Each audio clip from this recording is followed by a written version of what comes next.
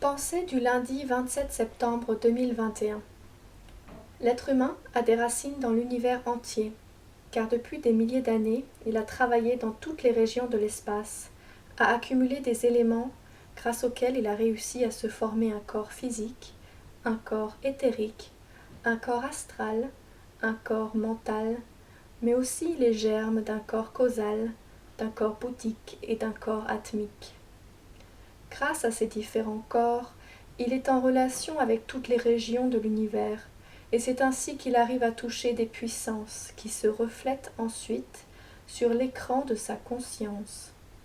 Quand il regarde sur cet écran, il peut voir parfois, s'il est lucide, que par sa pensée, sa volonté, ses désirs, il a remué des marécages.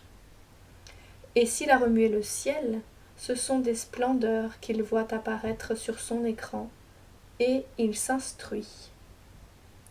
C'est ainsi qu'il prend conscience, comme on dit, de la réalité des choses, qu'il se rend compte qu'il existe des lois, et il peut alors se décider à devenir plus intelligent, sage, prudent et raisonnable, pour ne plus projeter sur son écran les mêmes désordres et les mêmes laideurs.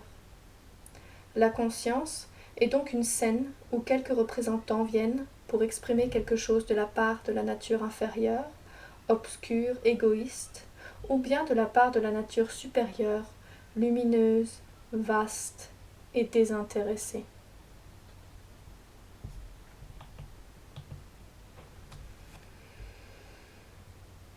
Der Mensch hat Wurzeln im ganzen Universum.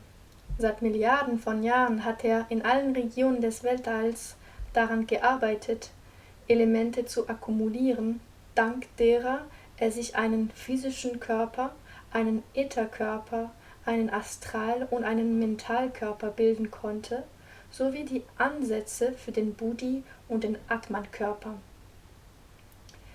Dank dieser verschiedenen Körper steht er mit allen Regionen des Weltalls in Verbindung und kann somit Mächten in Berührung kommen, die sich dann auf dem Bildschirm seines Bewusstseins widerspiegeln.